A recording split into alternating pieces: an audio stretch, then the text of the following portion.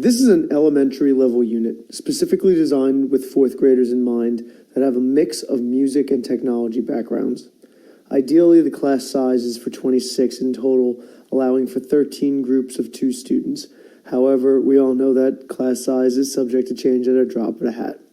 We plan for this unit to take place over 4 classes, meeting twice a week. That will be 30 minutes in length.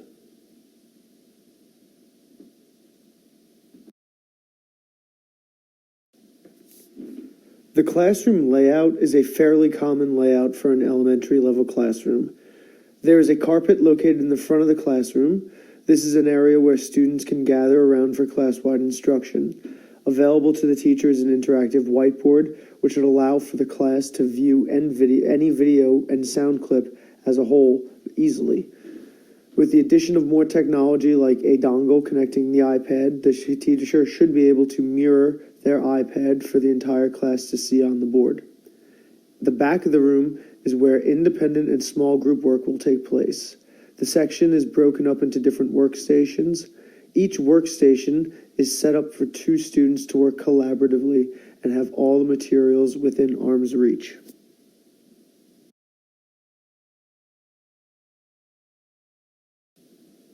Most, if not all, material required for this unit are common in most schools. Obviously, the interactive whiteboard is needed, as well as the iPad preloaded with GarageBand.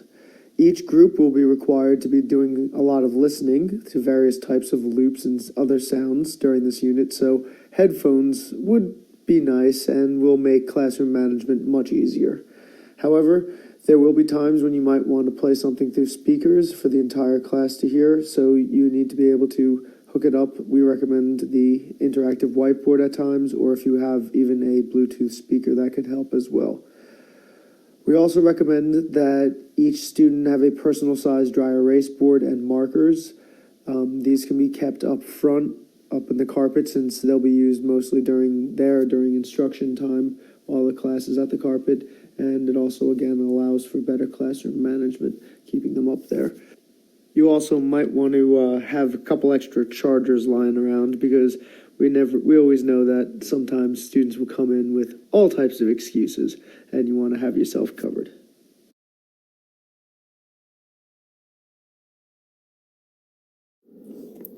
We organized our goals into students will be able to statements. These serve to focus our lesson planning and to avoid allowing our focus to spread too wide. Using these goals, we were able to simplify our plan into 4 concise lessons, while also understanding that students may need more classes to work on specific aspects or practice skills before moving on to the next lesson. This allows mobility for classes that move at a faster or slower pace than others.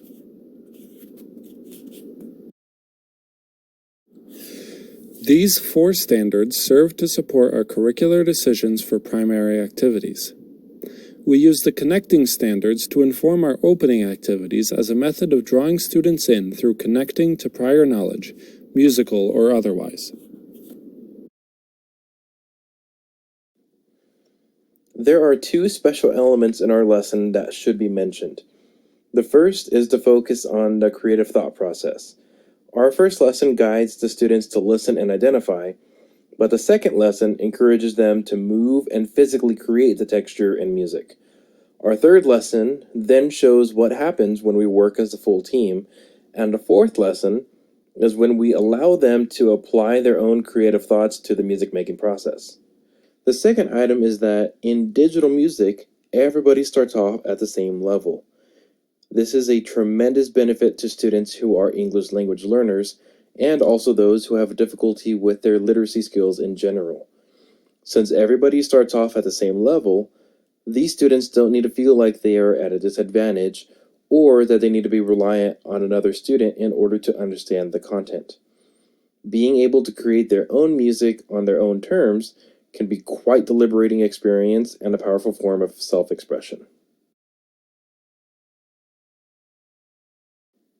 When we introduce the technology to the class, we set it up so that the students have exposure to the GarageBand app as an entire class first. Doing it this way helps ensure that they are all focusing on the same items at the same time, but it also shows them the process of adding and editing loops.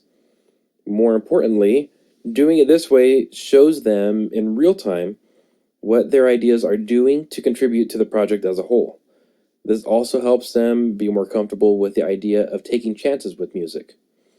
By doing it this way, whenever they come back to create their own music in the following lesson, they now have the knowledge of how to use the app, but they also understand that not every idea will work out, and that's okay. That's part of the creation process.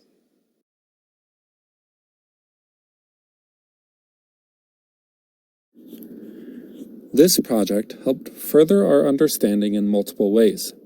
Firstly, we were able to develop deeper understanding of the interaction between technology goals and music goals, striving to ensure that one was not subservient to the other. Secondly, we had to consider certain educational realities. We had to spend time considering what technology might actually be available to a class of fourth graders, and how that might change district to district and building to building. Finally, we were able to see how access to digital music making gives more students the opportunity to express themselves and deeper and more meaningful experiences with music.